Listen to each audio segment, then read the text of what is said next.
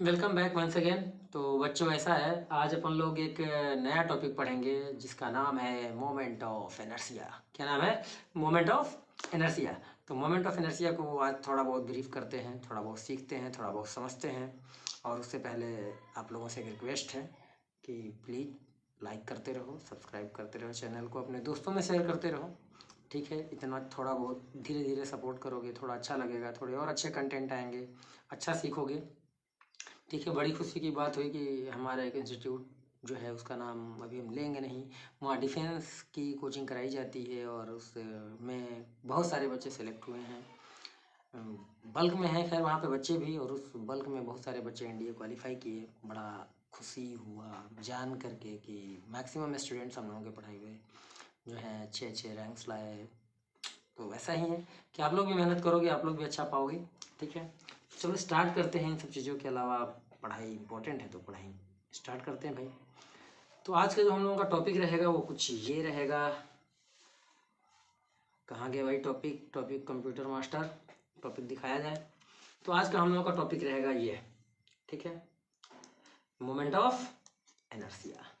Moment of inertia में आज अपन लोग पढ़ेंगे moment of inertia, physical significance और प्रैक्टिकल एप्लीकेशन। तो बात कर लेते हैं मोमेंट ऑफ इनर्शिया की होता क्या है मोमेंट ऑफ इनर्शिया हमारा। ठीक है, तो देखो भाई मोमेंट ऑफ इनर्शिया होता क्या है कि इट इज द देखो साफ साफ लिखा है moment of inertia of a particle about an axis. पहली बात तो ये रोटेशनल मोशन का पार्ट है। लीनियर मोशन में हम लोग मोमेंट ऑफ इनर्शिया यूज नहीं करते हैं, केवल मास यूज करते हैं। तो रोटेशनल मोशन में हमारा मोमेंट ऑफ इनर्शिया काफ़ी इंपॉर्टेंट, काफ़ी वाइटल रोल प्ले करता है। ठीक है, मोमेंट ऑफ इनर्शिया को हमारे बहुत सारे ऐसे हिंदी माध्यम वाले बच्चे कहते हैं, सर जी आप अंग्रेजी में झोंक देते हो, हिंदी में बताते नहीं हो, क्या करें हम लोग। तो बेटा हिंदी में चलो लिख दे रहा हूँ, मोमेंट ऑफ इनर्शिया को जड़त्व गुण कहते हैं। यार बड़ी लिखने में भी दिक्कत होती है, चलो लिख रहा हूँ लेकिन समझना। ये है हमारा जड़त्व और ये हो गया हमारा आघूर्ण। ठीक है, तो मोमेंट ऑफ इनर्शिया को हम लोग हिंदी में किस नाम से जानते हैं? जड़त्व आघूर्ण के नाम से जानते हैं। तो ये जड़त्व आघूर्ण ही आज हम लोग पढ़ेंगे, ये होता क्या है। ठीक है, कि मोमेंट ऑफ इनर्शिया जो है, इसमें सबसे पहले तो एक ये जो टर्म है इसको जान लो कि ये इनर्शिया क्या है। ठीक है, तो इनर्शिया जानने के लिए मैं थोड़ा सा आगे ले चलता हूँ आप लोगों को फिजिकल सिग्निफिकेंस में। फिजिकल सिग्निफिकेंस में आपको यहाँ डिफिनेशन मिल जाएगा कि इनर्शिया है क्या। इनर्शिया को देखो बेटा, हिंदी में इसको बोलते हैं जड़त्व। हिंदी में इसको क्या बोलते हैं? जड़त्व बोलते हैं। भाई ऐसा क्या है, गलत लिख गया भाई, इसको सही करिए। ये जड़त्व है, बोला सही और लिख गया गलत। चलो अब सही हो गया। तो ये हमारा जड़त्व होता है। जड़त्व होता क्या है? किसी भी बॉडी की, जितने भी हमारे रिजिड बॉडीज़ हैं या बॉडीज़ हैं, उन सब की एक खास प्रॉपर्टी होती है कि वो स्टेबल रहना चाहते हैं, वो अपने इनिशियल स्टेट में रहना चाहते हैं। जैसे कि अगर कोई ऑब्जेक्ट रेस्ट में है तो रेस्ट में रहना चाहता है, और कोई ऑब्जेक्ट यूनिफॉर्म मोशन से, यूनिफॉर्म स्पीड से लीनियर मोशन में है, यूनिफॉर्म, ध्यान देना, यूनिफॉर्म मोशन में है, यानी कि उस पर कोई एक्सेलरेशन नहीं काम कर रहा है, तो वो उसी स्टेट में रहना चाहता है जब तक कि उस पर कोई एक्सटर्नल फोर्स अप्लाई ना हो। इसी प्रॉपर्टी को जड़त्व कहा जाता है। अंग्रेजी में इस चीज़ को हम लोग ऐसे कहते हैं कि if a body is at rest or moving with uniform speed along straight line path, तो वो इसी चीज़ को, इसी स्टेट को मेंटेन रखता है जब तक कि उस पर कोई एक्सटर्नल फोर्स अप्लाई ना हो जाए। अगर एक्सटर्नल फोर्स अप्लाई करते हैं तो बॉडी उस फोर्स के को रेजिस्ट करता है, अपोज करता है कि भाई साहब चेंज मत करो हमको, हम जैसे हैं वैसे बढ़िया हैं, एकदम मस्त हैं, बिंदास हैं, हमारे अंदर कोई चेंज मत करो। तो अपने अंदर, अपने स्टेट में होने वाले चेंज को अपोज करने की जो प्रॉपर्टी है उसे ही हम लोग जड़त्व कहते हैं हिंदी में, और अंग्रेजी में उसे ही हम लोग इनर्शिया कहते हैं। और ये चीज़ न्यूटन जब का जो लॉ है, न्यूटन्स लॉ ऑफ मोशन का पहला पार्ट भी है, पहला लॉ भी है, जिसे लॉ ऑफ इनर्शिया के नाम से जानते हैं। ठीक है, तो इनर्शिया वही है, लेकिन इस में जो मोमेंट ऑफ इनर्शिया है इसका सबसे ज़्यादा रोल, यानी इनर्शिया का सबसे ज़्यादा रोल हमारा जो होता है वो रोटेशनल मोशन में होता है। ठीक है, लीनियर मोशन में हम लोग मास की जगह यूज करते हैं, और रोटेशनल मोशन में मास की जगह हम लोग इनर्शिया को यूज करते हैं। तो मोमेंट ऑफ इनर्शिया क्या होता है, कैसे होता है? तो मोमेंट ऑफ इनर्शिया एक क्वांटिटी है भाई, और इसको रिप्रेजेंट करते हैं आई से। किससे रिप्रेजेंट करते हैं? आई से रिप्रेजेंट करते हैं। मान लिया जाए कि एक हमारा पार्टिकल है, एक हमारी बॉडी है जिसका मास m है, जैसा कि आप यहाँ देख पा रहे हो, और ये जो आप देख रहे हो रोटेट हो रहा है, ये जो लाइन है सीधी सीधी वाली, ये हमारी एक्सिस ऑफ रोटेशन है। ये हमारी क्या है? एक्सिस ऑफ रोटेशन, ठीक है ना। तो ये हमारा एक्सिस ऑफ रोटेशन है, जिसको आप हिंदी में घूर्णन अक्ष कह सकते हो। क्या कह सकते हो? ये हमारा घूर्णन अक्ष है, ठीक है। तो इस घूर्णन अक्ष के परितः ये m मास का जो पार्टिकल है, जिसकी घूर्णन अक्ष से दूरी जो है r है, जो डिस्टेंस है एक्सिस ऑफ रोटेशन से वो r है, और ये घूम रहा है इसके चारों तरफ। इस पथ पे ये पार्टिकल हमारा घूम रहा है, यहाँ से इधर आया, इधर से कहीं इधर आएगा, इधर से घूमते घूमते ये इस पाथ पे घूमते घूमते यहाँ भी आएगा। तो कुल मिला के ये इस पाथ पे घूम रहा है, ठीक है, इसमें कोई दिक्कत नहीं है। तो मोमेंट ऑफ इनर्शिया होता क्या है कि जो मास है पार्टिकल का, उस मास को और जो डिस्टेंस है एक्सिस ऑफ रोटेशन से, उसका स्क्वायर ले लो, आप पकड़ के आपस में गुणा कर दो, ठीक है। इससे हमारा इस पार्टिकल का मोमेंट ऑफ इनर्शिया निकल आएगा। तो यही है मोमेंट ऑफ इनर्शिया, और इसी को डिफाइन किया गया है लाइन में कि the moment of inertia of particle about an axis is given by the product of mass. देख लो, प्रोडक्ट लिखा है, product of mass and square of the distance between particle from the axis of rotation. तो ये जो हमने आपको समझाया कि पार्टिकल के मास और एक्सिस ऑफ रोटेशन से जो डिस्टेंस है उसको स्क्वायर करो, पकड़ के गुणा कर दो, मल्टीप्लाई कर दो, जो रिजल्ट आएगा that is the result is called moment of inertia of the particle, ठीक है। तो ये होता है हमारा बेसिकली मोमेंट ऑफ इनर्शिया, और इसके अलावा और कुछ नहीं होता है। बाकी आगे चलते हैं। फिजिकल सिग्निफिकेंस की बात करें तो भाई समझ लो, हमने जड़त्व को एक्सप्लेन किया अभी थोड़ी देर पहले, अभी हमने इनर्शिया को एक्सप्लेन किया, ये इनर्शिया के बारे में ही है। दूसरा है कि अगर कोई भी बॉडी है, अगर ये छोटा सा मास है और ये बड़ा सा मास है, समझो ये एक छोटा सा मास है और ये एक बड़ा सा मास है, तो जाहिर सी, और ये रेस्ट में है, ये भी हमारा रेस्ट में है और ये भी हमारा रेस्ट में है।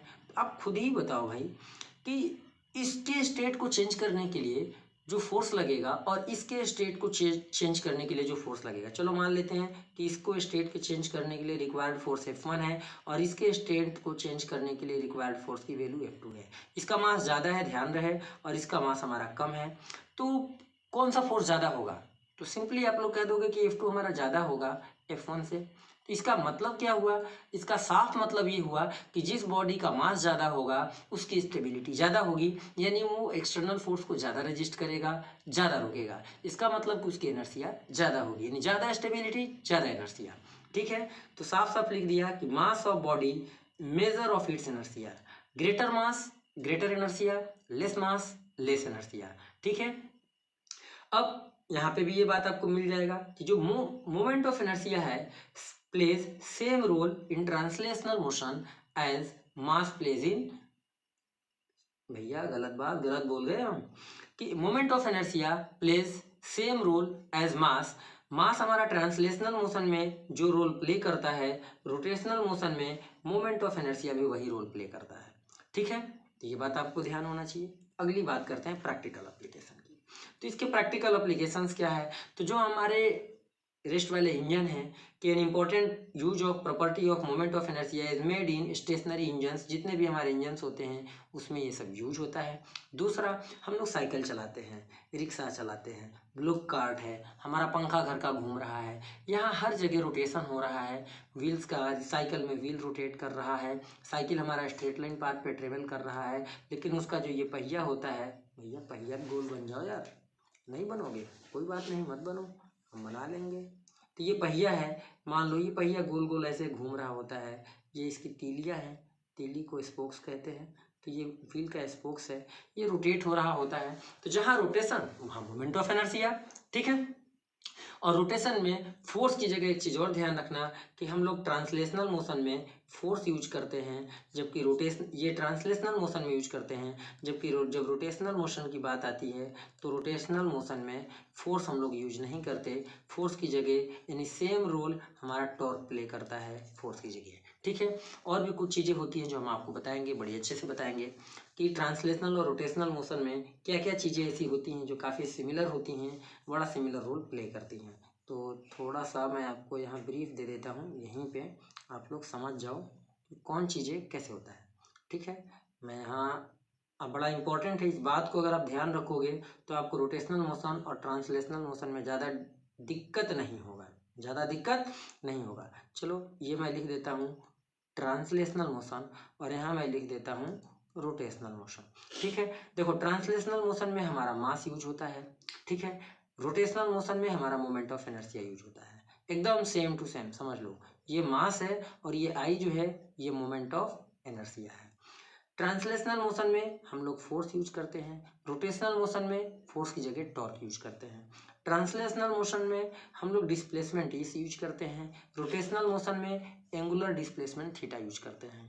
ट्रांसलेशनल मोशन में लीनियर वेलोसिटी को यू वी और यू से रिप्रेजेंट करते हैं। रोटेशनल मोशन में जो वेलोसिटी होता है वो एंगुलर वेलोसिटी को ओमेगा और ओमेगा नॉट से रिप्रेजेंट करते हैं। ठीक है, ये सारी चीजें हैं। अब जैसे यहाँ पे अगर हमको वर्क डन निकालना होता है तो हम लोग कैसे निकालते हैं कि एफ डॉट डी एस से, ठीक है, एफ डॉट डी एस से डिस्प्लेसमेंट हमारा जहाँ से भी जहाँ तक हो, S1 से लेके S2 तक है तो S1 से लेके S2 तक लिमिट लगा के इसको डिफरेंट इंटीग्रेट कर देंगे, हमारा वर्क डन मिल जाएगा। यहाँ पर जब हमको वर्क डन निकालना होता है तो हम लोग यही इंटीग्रेट ही करते हैं, लेकिन जिस एंगुलर डिस्प्लेसमेंट से जिस एंगुलर डिस्प्लेसमेंट तक का निकालना होता है वो यहाँ पे फोर्स की जगह हमने टॉर्क यूज किया और लीनियर डिस्प्लेसमेंट की जगह यहाँ पे डी थीटा यूज करते हैं। ठीक है, तो इसी तरीके से फॉर्मूला होता है। एक और चीज आप जान लो कि जैसे हम लोग लीनियर मोमेंटम पी है ट्रांसलेशनल मोशन में, तो पी बराबर हम लोग क्या यूज करते हैं, एम वी। तो ऐसे ही रोटेशनल मोशन में लीनियर मोमेंटम की जगह आता है एंगुलर मोमेंटम, इसको जे या एल से लिखते हैं। और जे और एल बराबर क्या होता है, देखो मास है ट्रांसलेशनल मोशन का और रोटेशनल मोशन में मास की जगह ये आई लेते हैं मोमेंट ऑफ इनर्शिया, अब वी की जगह एंगुलर वेलोसिटी लेते हैं, ओमेगा लेते हैं। ठीक है, तो ये सब काफ़ी सिमिलरिटीज़ हैं। तो अगर आप ट्रांसलेशनल मोशन को अच्छे से पढ़े हो तो आपको रोटेशनल मोशन में ज़्यादा दिक्कत होने वाला नहीं है। जैसे एक और चीज़ जान लो कि हम लोगों के Newton second law of motion में हम लोगों ने पढ़ा है कि एफ बराबर होता है D P upon D T. ठीक है, तो ऐसे ही रोटेशनल मोशन में जब हम लोग जाते हैं तो रोटेशनल मोशन में फोर्स की जगह टॉर्क होता है और यहाँ पे आता है D L upon D T. ठीक है, कोई दिक्कत? तो इस तरीके से काफ़ी सिमिलरिटीज़ हैं दोनों मोशन में। तो ये बेसिक बेसिक चीज़ें भी हम आपको अभी बता दे रहे हैं और ये काफ़ी इंपॉर्टेंट है जान लेना। तो इस तरीके से आप लोग याद रख सकते हो एक दूसरे को सिमिलरली सेम कि ट्रांसलेशनल मोशन में क्या यूज होता है और उसके जगह रोटेशनल मोशन में हम लोग कौन सी क्वांटिटी यूज करते हैं। इसके बाद हम बात करते हैं moment of inertia of some regular bodies. हर एक बॉडी का हर एक पर्टिकुलर एक्सिस के अबाउट कुछ फिक्स वैल्यूज हैं मोमेंट ऑफ इनर्शिया के। जैसे कि अगर हम बात कर लेते हैं रिंग का, तो रिंग सबको पता है किस तरह से होता है, ये तो नहीं बनाना पड़ेगा हमको। भाई देखो मान लो ये रिंग है, भाई गोला नहीं बन रहा हमसे सही, क्या बताएं, हमसे आजकल गोला भी नहीं सही बन रहा है। मान लो भाई, अब चलो ये एक्सिस है, ठीक, ये सेंटर ऑफ मास है, ठीक, और ये रिंग है हमारा, क्या है, रिंग है, और ये इसकी रेडियस है आर। रिंग का हमारा जो टोटल मास है उसके सरकमफेरेंस पे डिस्ट्रीब्यूटेड है। ठीक है, तो रिंग का इस एक्सिस के अबाउट जब हम मोमेंट ऑफ इनर्शिया निकालते हैं तो हमारा आई बराबर कितना आता है, एम आर स्क्वायर।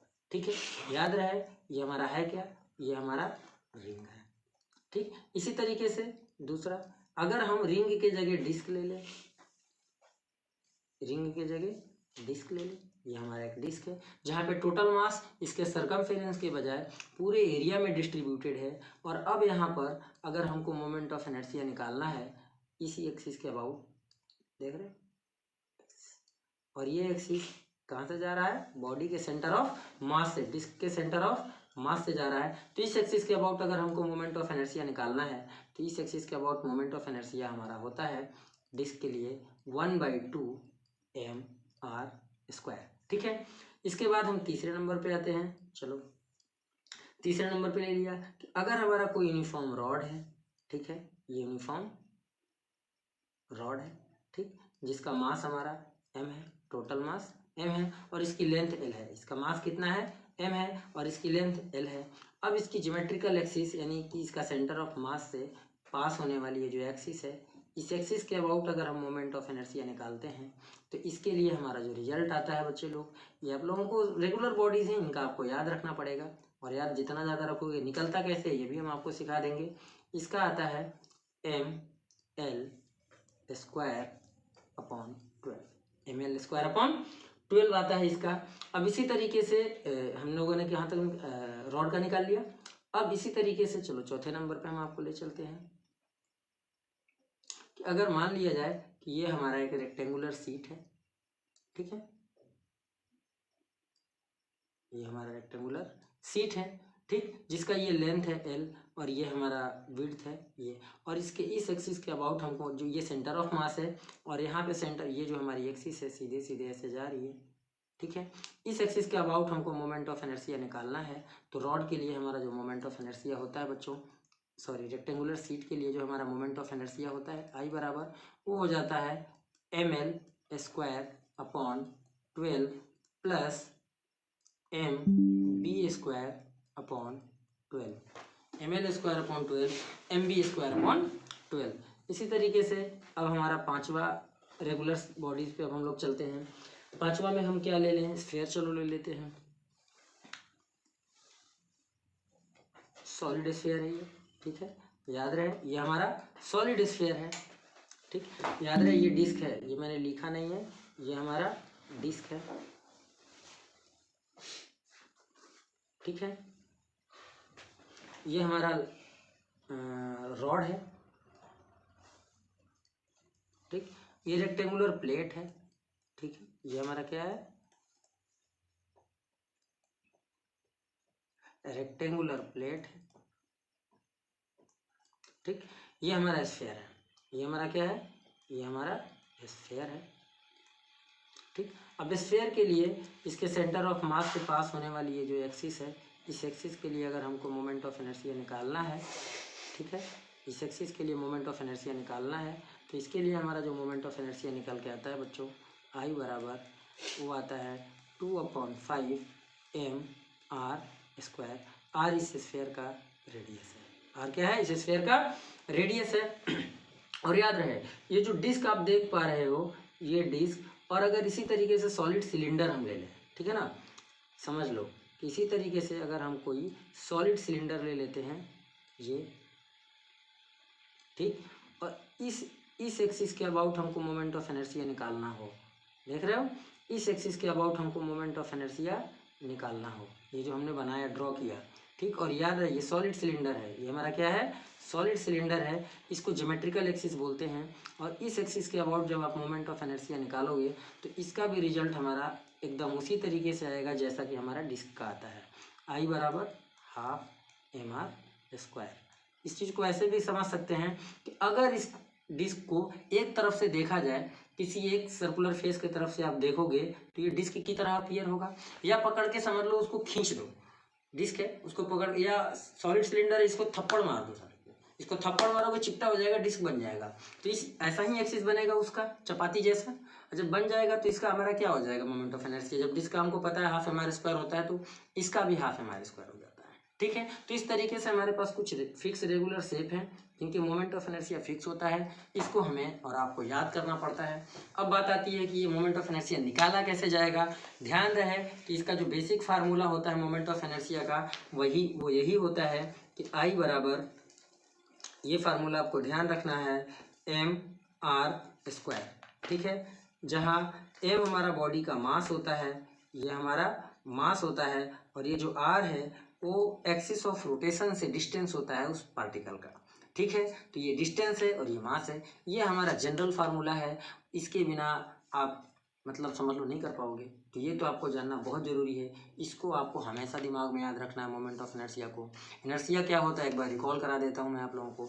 इनर्शिया किसी भी बॉडी की स्टेबिलिटी को डिफाइन करता है, ठीक है, यानी एक ऐसी इंटरनल प्रॉपर्टी जो बॉडी के स्टेट में होने वाले चेंजेस का विरोध करता है, अपोज करता है, ठीक है, उसे ही हम इनर्शिया कहते हैं। ये आप 9th क्लास में न्यूटन्स लॉ ऑफ मोशन पढ़े थे, 11th क्लास में आप न्यूटन्स लॉ ऑफ मोशन पढ़े हो, उसमें हमारा फर्स्ट लॉ इनर्शिया का है। तो इनर्शिया से आप लोग काफ़ी पहले से अवगत हो, और जितनी आज की वीडियोज़ में हमने आपको बताई ये सब अच्छे से पढ़ो, ध्यान दो, आगे इसी टॉपिक को कंटिन्यू करेंगे, ठीक है, और इसके और भी इससे रिलेटेड जितने भी हमारे थ्योरम्स है वो सब हम लोग नेक्स्ट वीडियो में करेंगे। इसके किस तरीके से ये सारे हमारे रिजल्ट आए हैं, इस रिजल्ट के बारे में डिस्कशन करेंगे नेक्स्ट वीडियो में। तब तक के लिए जय हिंद, फिर मिलेंगे नेक्स्ट वीडियो में नेक्स्ट टॉपिक के साथ, और वो भी इसी से रिलेटेड, ठीक है बच्चों, थैंक यू।